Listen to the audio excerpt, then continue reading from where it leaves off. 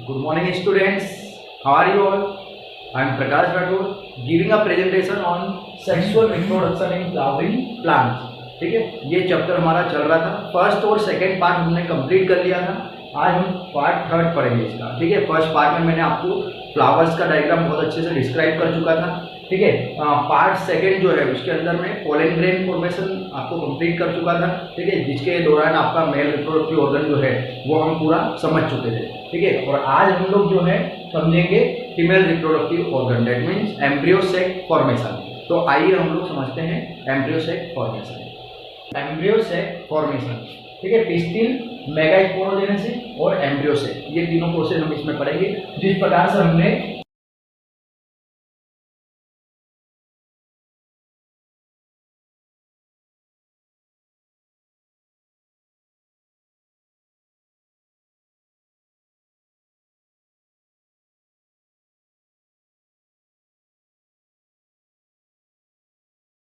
ये जो प्रोसेस हमने पढ़ी थी पोलन ग्रेन फॉर्मेशन की, सेम इसके अपोजिट प्रोसेस ये है। ठीक है, हमने इसके पहले वाले पार्ट में पोलन ग्रेन फॉर्मेशन पढ़ा था। यहाँ पर हम एम्ब्रियो सैक फॉर्मेशन पढ़ेंगे। पोलन ग्रेन फॉर्मेशन में पहली प्रोसेस स्टेमन पढ़ी थी। यहाँ पर हम पिस्टिल पढ़ेंगे। इसके अंदर माइक्रोस्पोरोजेनेसिस मतलब कि मेल गैमेट्स का बनना वो हमने पढ़ा था। यहाँ पर मेगास्पोरोजेनेसिस पढ़ेंगे। ठीक है, और पोलन ग्रेन फॉर्मेशन, यहाँ पर पोलन ग्रेन का फॉर्मेशन हुआ था। यहाँ पर एम्ब्रियो सैक का फॉर्मेशन पढ़ेंगे जो कि यहाँ पर बना है। ठीक है, तो इस प्रकार से हम इस प्रोसेस को पढ़ेंगे। तो आइए समझते हैं। सबसे पहले हम लोग समझेंगे पिस्टिल। ठीक है, कि व्हाट इज पिस्टिल। ठीक है, आप समझते हैं pistil is the female reproductive unit. तो आइए हम इसको समझते हैं। ठीक है, ये देख रहे हैं आप, ये आपका पिस्टिल का डायग्राम। ठीक है, ये जो फीमेल रिप्रोडक्टिव यूनिट इसको कहा जाता है पिस्टिल को, इसको हम कार्पेल भी बोलते हैं। क्या बोलते हैं? कार्पेल। देखते हैं, the whole part of the carpel और gynoecium is called as pistil, है ना। गायनोसियम का आपका कार्पेल जो है, इसका होल पार्ट जो है वो पिस्टिल कहलाता है। Carpel is also known as a pistil, carpel को हम पिस्टिल के नाम से भी जानते हैं। It is a female reproductive unit, ये क्या है? आपकी फीमेल रिप्रोडक्टिव यूनिट। ठीक है, पिस्टिल और carpel is divided into 3 part. इसको हमने कितने भागों में बांटा है? 3 पार्ट में, 3 पार्ट में। आप देख सकते हैं सबसे पहली जो है वो है आपका स्टिग्मा, ये सबसे ऊपर वाला भाग। उसके बाद में स्टाइल जो कि लॉन्ग सिलेंड्रिकल पार्ट है, और लास्ट पार्ट है आपका ओवेरी। ठीक है, तो इन तीनों पार्ट्स को हम लोग यहाँ पर पढ़ेंगे। स्टिग्मा की बात करें तो it is the top most part of the pistil. Pistil का टॉप मोस्ट पार्ट मतलब सबसे ऊपरी हिस्सा होता है। Sticky surface of pollen stick, यहाँ पर ये जो सरफेस होती है स्टिग्मा की, ये स्टिकी होती है, थोड़ी सी चिपकी होती है। उसका रीजन क्या है? ताकि पोलन ग्रेन जब इसके ऊपर आए तो वो आसानी से इसमें चिपक जाए। ठीक है, तो स्टिकी सरफेस इसकी होती है। सेकेंड हम पढ़ेंगे इसमें स्टाइल। स्टाइल क्या है? तो एक प्रकार का कनेक्टिंग पार्ट है। ठीक है, it connect the stigma to the ovary, जो कि ओवेरी को स्टिग्मा से कनेक्ट करने का काम करता है। तो इसको हम लोग क्या बोलते हैं? स्टाइल। ठीक है, ओवेरी की बात करें तो ओवेरी इट कंटेन ओव्यूल, ये जो है यहाँ पर ओव्यूल बनते हैं, या हम बात करें तो इसको एग यहाँ पर फॉर्मेशन होता है। ठीक है, तो ये आपका पिस्टिल का डायग्राम में अच्छे से समझा चुका हूँ। आगे हम इसके और भी देखते हैं। पिस्टिल की बात करें तो gynoecium represent the female reproductive organ of flower. Gynoecium जो होता है जिसको हम फीमेल रिप्रोडक्टिव यूनिट बोल रहे हैं। ठीक है, वो है। और गायनोसियम में कंटेन सिंगल पिस्टिल, जिसको मोनोकार्पेल कहा जाता है। मतलब कि गायनोसियम में अगर सिंगल पिस्टिल है, जिस प्रकार से यहाँ पर दिखाई दे रहा है, ठीक है, तो इसको हम मोनोकार्पेल कहते हैं। और अगर एक से ज्यादा है तो उसको मल्टीकार्पेल। आप लोगों ने देखा होगा कई सारे जो फ्लावर्स होते हैं उसमें मल्टी पिस्टिल पाई जाती है। जिस प्रकार से मैं यहाँ पर बना के बता देता हूँ आपको। इस प्रकार से मल्टी पिस्टिल भी पाया जाता है, जिसको हम लोग क्या बोलते हैं? मल्टी स्टिग्मा, जिसको हम लोग क्या बोलते हैं? Multi carpel. ठीक है, फ्यूज्ड पिस्टिल आर कॉल्ड सिल कार्पस। जो फ्यूज्ड पिस्टिल होते हैं, ठीक है, उसको सिल कार्पस यूनिट के नाम से रिप्रेजेंट किया जाता है। ये आपको ध्यान देने वाली बात है। ठीक है, फिर से बता देता हूँ, फ्यूज्ड पिस्टिल आर कॉल्ड सिल कार्पस। और जो प्री पिस्टिल होती है उसको एपोकार्पस कहा जाता है। मतलब जब एक साथ बहुत सारे पिस्टिल आपस में फ्यूज हो जाए तो उसको सिनकार्पस कहा जाता है, और जब प्री पिस्टिल आपस में फ्यूज हो तो उसको apocarpous. Inside the ovary the ovarian cavity locules. ठीक है, मतलब यहाँ पर जो ओवरी के अंदर जो है ओवेरियन कैविटी पाई जाती है। जैसे कि ये ओवरी है, तो इस ओवरी के अंदर ये वाली जो कैविटी है इसको ओवेरियन कैविटी कहा जाता है। तो ओवेरियन कैविटी वहाँ पर पाई जाती है। Placenta located inside the ovarian cavity. और इस ओवेरियन कैविटी के अंदर ही प्लेसेंटा जो है वो पाया जाता है। ये देख सकते हैं आप, प्लेसेंटा जो है वो इस ओवेरियन कैविटी के अंदर पाया जाता है। मेगास्पोरेंजिया और ovules arise from the placenta. और ये जो मेगास्पोरेंजिया या फिर फीमेल जो गैमेट्स है, ठीक है, वो या फिर ओव्यूल्स की बात करें तो वो जो है वो इस ओवेरियन या प्लेसेंटा के अंदर पाया जाता है। Number of ovule inside the ovary में बी वन और मेनी, है ना। नंबर ऑफ ओव्यूल्स एक या एक से ज्यादा हो सकते हैं, जैसे यहाँ पर आपको दिखाई दे रहे हैं नंबर ऑफ ओव्यूल्स बहुत सारे, ऐसा एक या एक से ज्यादा भी हो सकते हैं। आइए हम लोग इसके बाद में अगली प्रोसेस को समझते हैं। पिस्टिल हमने अच्छे से समझ लिया। अब पिस्टिल के बाद में हम जो ओवेरी है, ओवेरी के अंदर ओव्यूल्स की जो स्ट्रक्चर है उसको समझेंगे, ठीक है। तो ये ओव्यूल का स्ट्रक्चर आपको दिखाई दे रहा होगा यहाँ पर, ठीक है। ओव्यूल्स के स्ट्रक्चर को समझते हैं। सबसे पहले इसमें हम फनिकल देखेंगे, ठीक है, जो कि आपको यहाँ पर दिखाई दे रहे हैं। तो ये फनिकल क्या है, तो it is a star like structure. ये एक प्रकार की एक डंडीनुमा संरचना है जो कि क्या करती है, it help in the attachment of ovule, ठीक है, जो कि ओव्यूल को प्लेसेंटा से अटैच करने में हेल्प करती है, ठीक है। एक बार फिर देख लें, ठीक है। ये क्या करती है, it help in the attachment of ovule with placenta. Placenta के साथ ओव्यूल को अटैच करने में मदद करने का काम करती है, उसको हम फनिकल कहते हैं। हाइलम की बात करें तो हाइलम क्या है, एक प्रकार का जॉइंट है ना। It is a junction between the ovules and placenta, ठीक है। यहाँ पर भी देखते हैं the body of the ovule fused with funicle and at the point of attachment is called hilum. ये वाला जो पॉइंट है इसको हाइलम कहा जाता है। ये पॉइंट ऑफ अटैचमेंट ओव्यूल और आपका जो प्लेसेंटा है इसको अटैच करने का काम भी करता है, इसीलिए इसको हम हाइलम कहते हैं।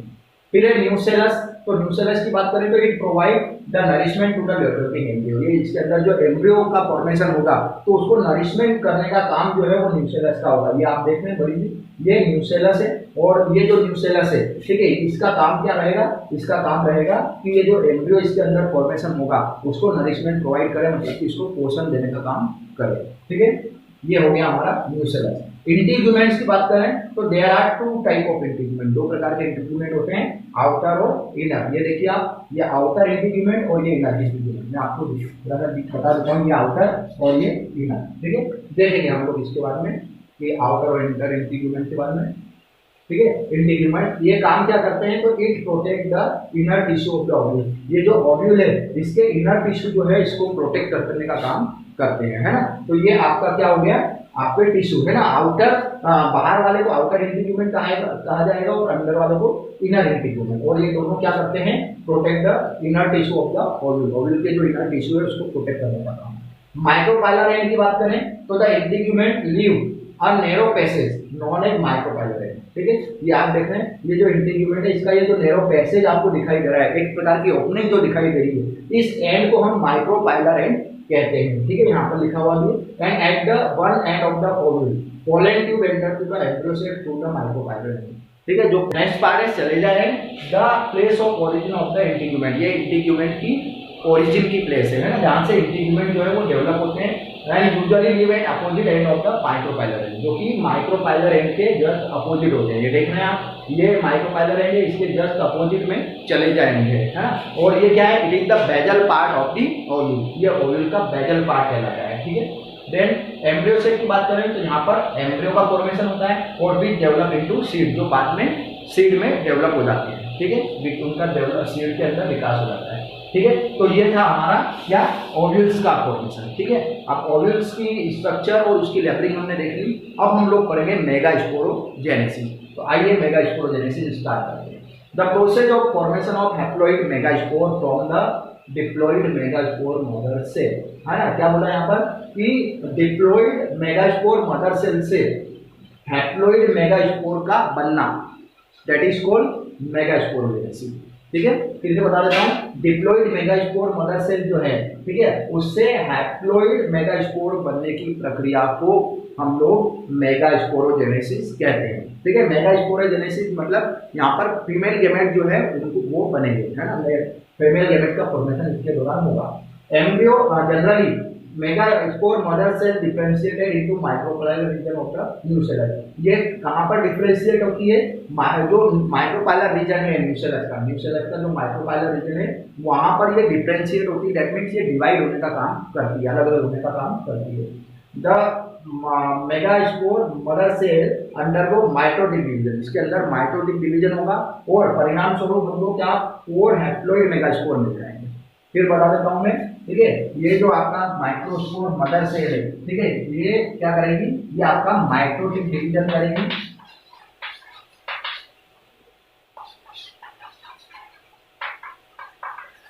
देख रहे हैं, ठीक है। तो ये क्या करेगी, माइटोटिक डिवीजन करेगी और परिणाम स्वरूप हमको 4 हैप्लॉइड मेगास्पोर मिल जाएंगे, 1 2 3 एंड 4, ठीक है। ये क्या है हमारे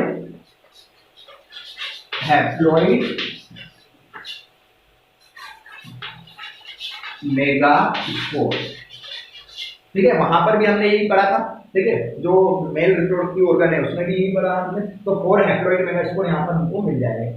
out of the 4 haploid megaspore 3 haploid megaspore will be generate, ठीक है। इनमें से क्या होगा कि ये जो 3 मेगास्पोर है, ठीक है, मैं यहाँ पर बता देता हूँ 1 2 और 3 मेगास्पोर जो है वो हैप्लॉइड मेगास्पोर क्या हो जाएंगे, डीजनरेट हो जाएंगे, मतलब कि ये खत्म हो जाएंगे, डैमेज हो जाएंगे, और 1 haploid megaspore will be functional.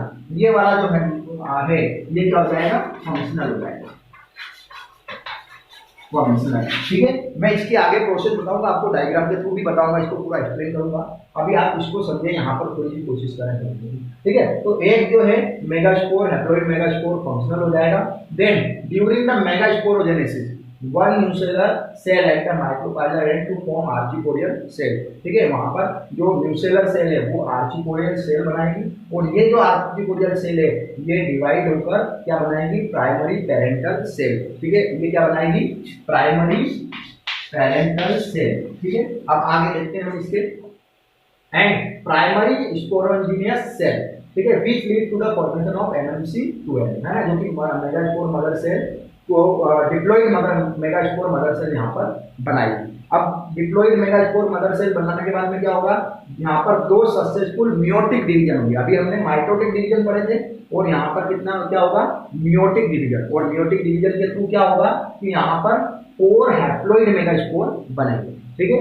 Diploid megasporogenesis से 4 हैप्लॉइड मेगास्पोर यहाँ पर बनेंगे, जो कि किसी लीनियर टेट्राड के फॉर्म में हमको प्राप्त हो जाएंगे। मतलब मैं यहाँ पर बता देता हूँ कि ये जो है, ठीक है, ये मियोटिक डिवीजन करेंगे 2 सक्सेसफुल मियोटिक, 1 से 2 और 2 से 4, इस प्रकार से। और ये जो चारों है ये किस फॉर्म में आ जाएंगे, यहाँ पर ये टेट्राड के फॉर्म में यहाँ पर आ जाएंगे, ठीक है। इस प्रकार से ये आ जाएंगे,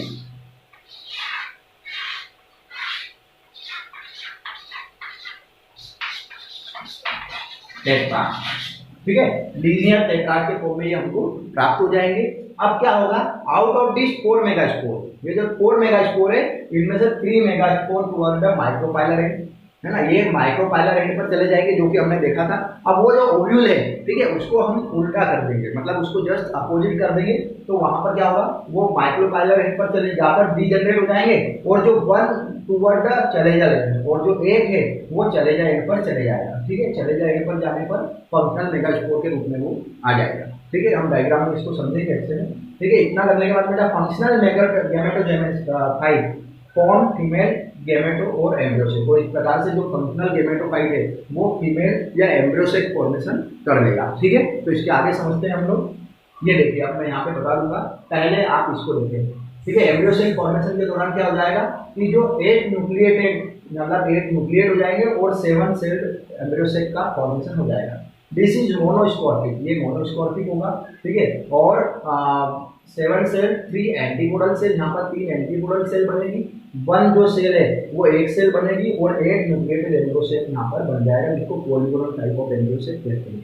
ठीक है। तो आइए अब इसको एक बार डायग्राम के थ्रू भी समझ लेते हैं। मैं इसके नेक्स्ट इसमें डायग्राम के थ्रू समझाऊंगा। आइए हम ये देखते हैं, ठीक है।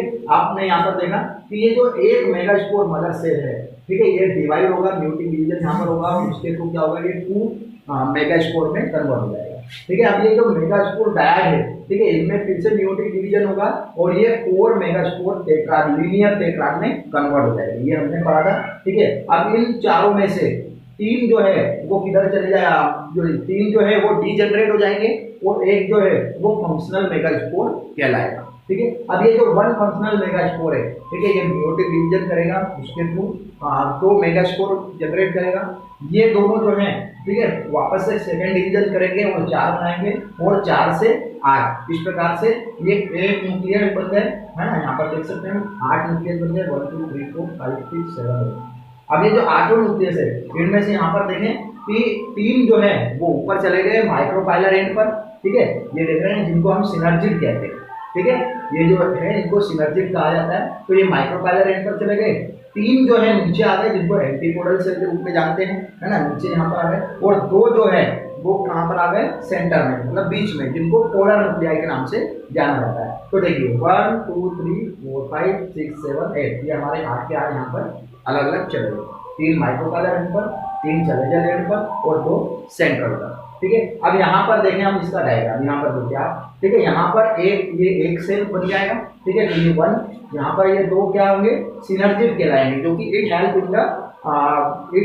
टू द एक सेल को मदद करेंगे, ठीक है। देन 3 यहाँ पर हो जाएंगे जिनको एंटीपोडल सेल करेंगे, जो कि चले जाए इन पर है 1 2 3, ठीक है, तो 3 तो ये हो गए, 4 5 और एक ये 6, और ये दोनों जो है वो एक बनाएंगे, एक ही न्यूक्लियस बनाएंगे, इसलिए इसको हम लोग करेंगे 7।